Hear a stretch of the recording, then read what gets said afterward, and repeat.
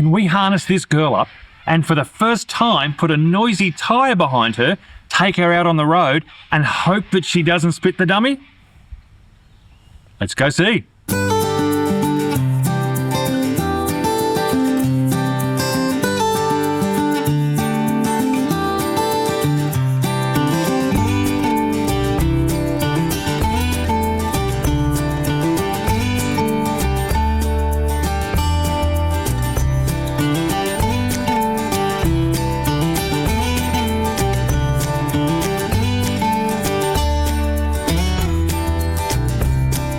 So this video is going to be a little bit different to all the other ones. This is more of a training video. What do we do with our horses? How do we get them to the point where they're going to be able to do what we're asking of them, especially when they would rather give you their back end than their front end. But that's part of the journey. So today we're going to, first of all, we're going to put Hope in harness. She has been in harness before. She's been long reined, and long reining is simply driving her from behind with a bit in her mouth, getting her used to the idea that, yes, somebody is telling me what to do from behind me. So she's done a little bit of that, but today we're going to extend her. We're going to take a small step in some respects, but in others, a big step. So let's see how we go. So as you can see, Hope's not super excited about the bit, although she's doing it. No, there we go. She's just not happy with it yet. So it's a slow process. We don't want to force it in, but we're just going to get her comfortable with it being around the front. Just hang it in front there. So she knows it's not going to do anything or hurt her. So I'm being somewhat gentle, but firm. Going to make sure that bit's always hanging about her mouth. I don't want to get too much above my head because that's going to make it harder for anybody else who's trying to do it. So at the moment, because she's fighting me as much as she is, I'm just going to leave it sit there and then take it away. Good girl. Give her a few minutes to figure that out. Few seconds to figure it out. Then we'll try again. So again, we'll bring it back and put her in front of her. But all I want is just for her to get comfortable with the bit near where her mouth is. And if the opportunity arrives, my hand's just on it gentle, she opened her mouth. So just put it straight in. So I guess ultimately what we're after is for her to have her head down low enough for when that bit goes in rather than up high. Right. Yeah, okay. So at the moment, we would guess from the way she's reacting that she's never really liked it. And I guess no horse really loves a bar put in their mouth. But they do get to a point where they know that it's no big deal, but that takes time. The problem is, or the problem arises if we fight them and we make it worse every time we do it. So it never gets better, it gets worse. So by doing it slowly, now she's more than happy with that. We've got to remember, she's still young. She's only, what is she, just 3? 3, yeah. 3. So she hasn't had this for years and years and years. So, but over time, as we keep doing it gently and quietly and without force, she'll get to the point where she goes, oh, no big deal. So we've got our winkers on. Now the next step is to start putting on the harness setup. We use a breast collar setter, and we're not going to get into the good things and bad things about breast collar versus neck collar. That's a debate that others can have. But we use this for one very good reason. And that is, at the moment, that's all we have. So that is... That's the best reason. That's a great reason to use it. And I guess the other thing is, for anybody starting out, the advantage of a system like this, assuming that all your horses are similar in size, not exact, is that you can have infinite adjustment. Whereas a collar is largely 2 or 3 sizes, depending on whether it's an adjustable collar or a fixed collar.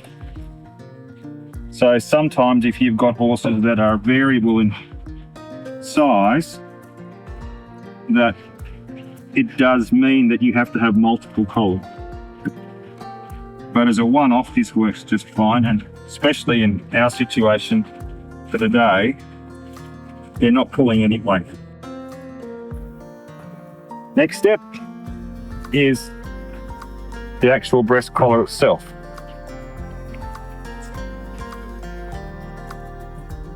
So this will slip over her head, but in order to do that, I have to undo the lead rope. So I'll just undo that. The left hand slip it over her neck. Now Hope's very good, she's not going to go anywhere, but just to be certain, keep a handle on the base of the halter until I've got the lead rope connected again. Especially given the fact that Zaki's cleaning her feet out at the moment. I don't think he wants a bolting horse. Do you, mate? I might be a bolting human after that. You could bolt with her. I'd like to see you go fast backwards. Okay, so we've got that hoof clean. Now the reason we clean their hoofs or hooves before we work them is just in case there's any little rocks or bits of gravel or anything that might be in there which could become an irritant while they're working, especially given the fact that we're going onto the road. A rock in the wrong part, in the soft part of their hoof, can very quickly turn into a stone bruise. Then we have a lame horse. So this strap here just gets the breast collar in the right part of the horse's breast area where they're going to pull from. So I'll wait till I've tightened everything else up. So this is a Zilko breastplate setup. It's their budget version, and it's fine. But with regular use, you can see that the edges become a little bit soft and they're harder to work with to poke through buckles, and the holes become a little sloppy around the needle point. But again, as a basic setup, it works just fine. This strap is the strap that attaches to the cart to activate the breeching when the cart is lurching forward or going too far forward. But all we're going to do is use it to hold the trace up. So it sits beneath the trace so that when the pressure's there, the trace is not going to slack too low.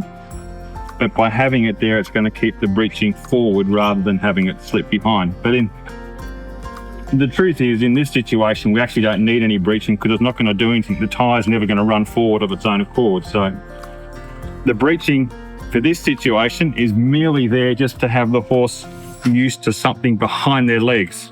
The banging of it on their legs is something that they need to get used to. So with no weight ever on it during the exercise, it's a good time for them to become comfortable with something hitting that and not causing them any concern.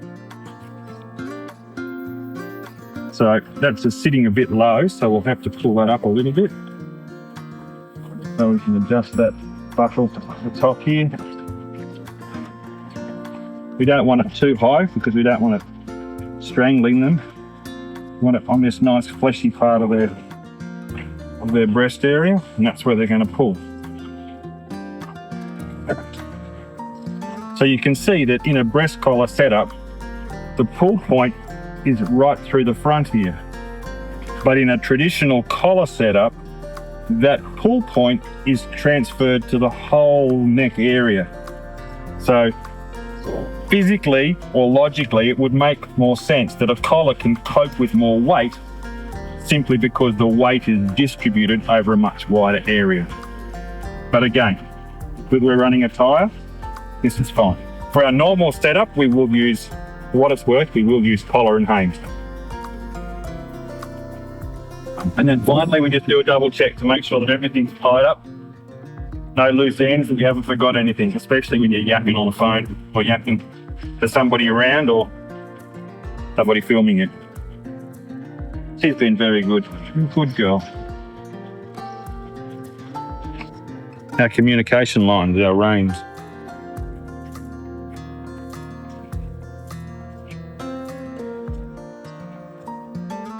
I'll just thread these through. These bits are good because you can have different points of contact. Obviously, that's the normal point.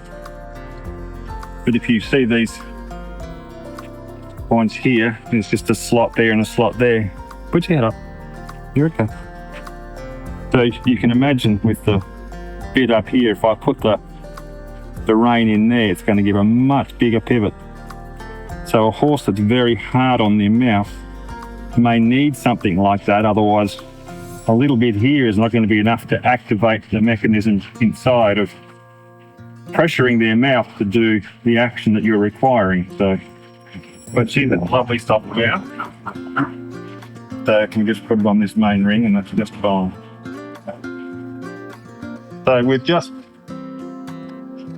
everything that we do in this training exercise is designed to try and get them used to a routine. So Zachy has just moved her as though she's now in front of the cart, even though there's no cart in the situation. So if we were hooking a cart up, we would put her there and we'd pass the reins to somebody who's standing or sitting in the cart. So we've got a whip, and our whip is nothing more than an extension of our leg. Obviously, when you ride a horse on saddle, you can give the horse encouragement as necessary with your leg, but obviously I can't use my leg as long as they are. So this is all I'm going to do, but it's not to whip her as such, it's more just to touch her and let her know that I'm here and she needs to do what I'm asking her to do. But with all of our horses, that's the last resort. We're actually trying to train them by voice command. So I'm going to get Zachy now to take her off, but so she's off the lead now. So everything that she does now is in my hands. So she wants to move, but I'm not going to allow her to move because I want her to understand that when she is taken off the lead, her first job is to stand still. So when she's nice and still, and I'm not keeping pressure on her all the time, putting a little bit of pressure on the bit and then releasing it. Because all I want her to do is get to the idea where she's stationary.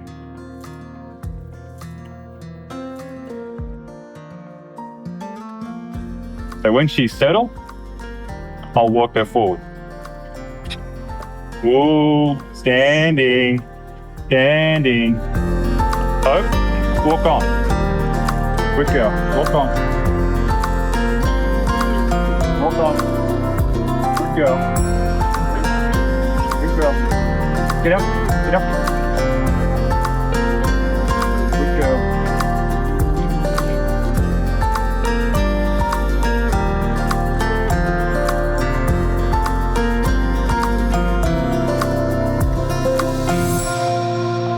So we've harnessed her up and we've warmed her up. We've given her a few runs without anything behind her. Let's now see how she goes with the Tyre.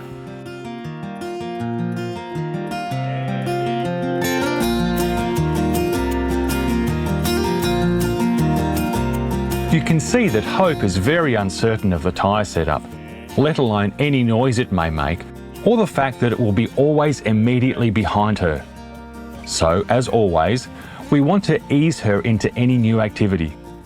Her uncertainty before the Tyre is even attached necessitates a minor change. This is an important point. We must never approach any element of training with a hard and fast plan. Any idea we have must always be moulded to the attitude of the horse at the point of training.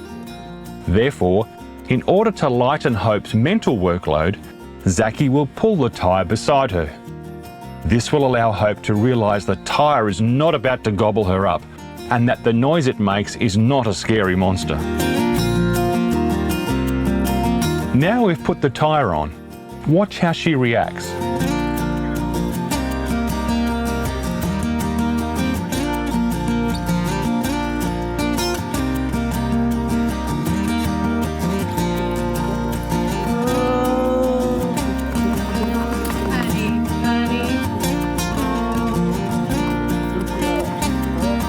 The jumpy movements and high degree of uncertainty are completely expected. Even though she has, albeit very briefly, been exposed to the tyre and its noise, there is now no escape. It is right behind her, making a whole lot of noise, and it will not leave her alone. At this point in Hope's mind, the tyre means danger, and she must escape.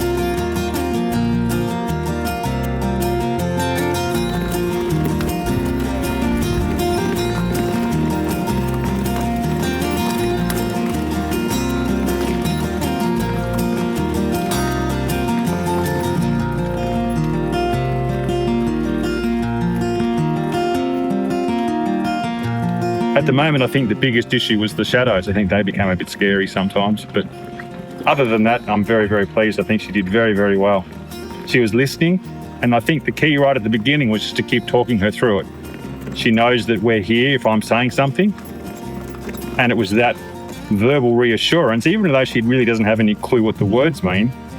It's just that soothing voice to know that, oh, somebody's still there, I'm not on my own, I don't have to panic really, even though I am really, really scared. So, but as I say, from the beginning to the end, that wasn't a spit the dummy. She did excellent. Really, really happy with her. Now for a second turn, a few days later.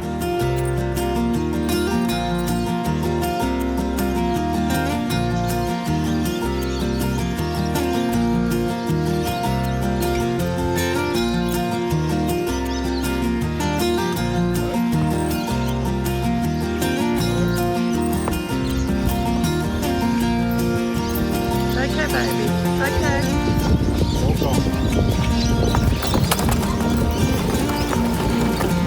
Ah, much better.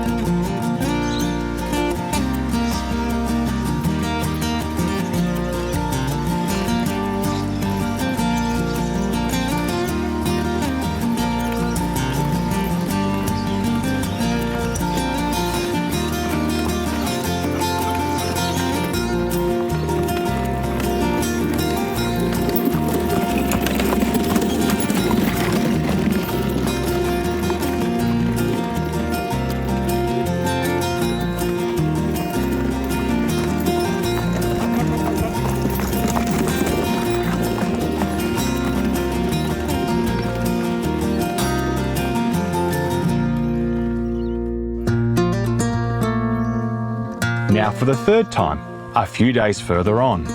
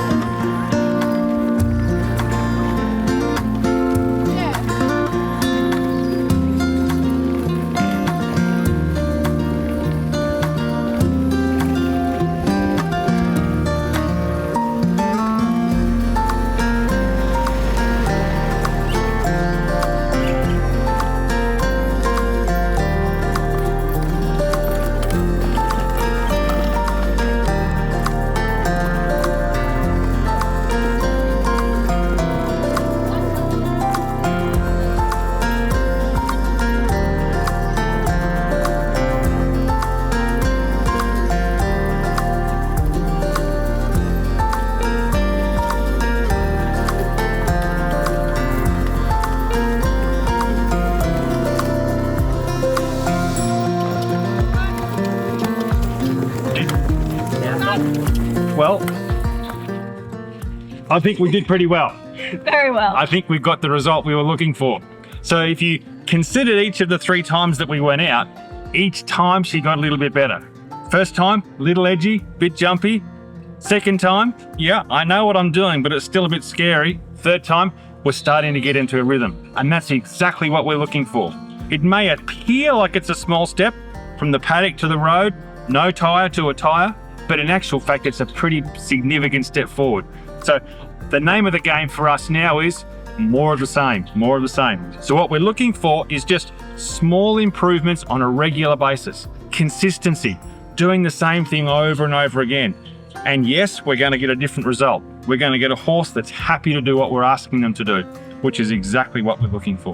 So we hope you liked it, a bit different to the last video. Make sure you comment. If you've got any questions on what we did, any thoughts, happy to listen to them. I'm sure that we'll do wrong things. We may have done wrong things. I'm sure we'll do a lot more wrong things, but the important thing for us is we're learning and we're getting the results that we're looking for. So that's a real plus. So subscribe. Yes, subscribe. Make sure you like, give us that thumbs up and Notification bell. yes, notification bell. So you can know when we post a new video. Yes, new videos dropping every week. So make sure you do all of that. And until then, No, here's- wait. You need to share the video first. okay, yeah, do So it. more people can find out what we're doing. Good thought. So can I finish now? You may. Great. May his love be known. And his grace be shown.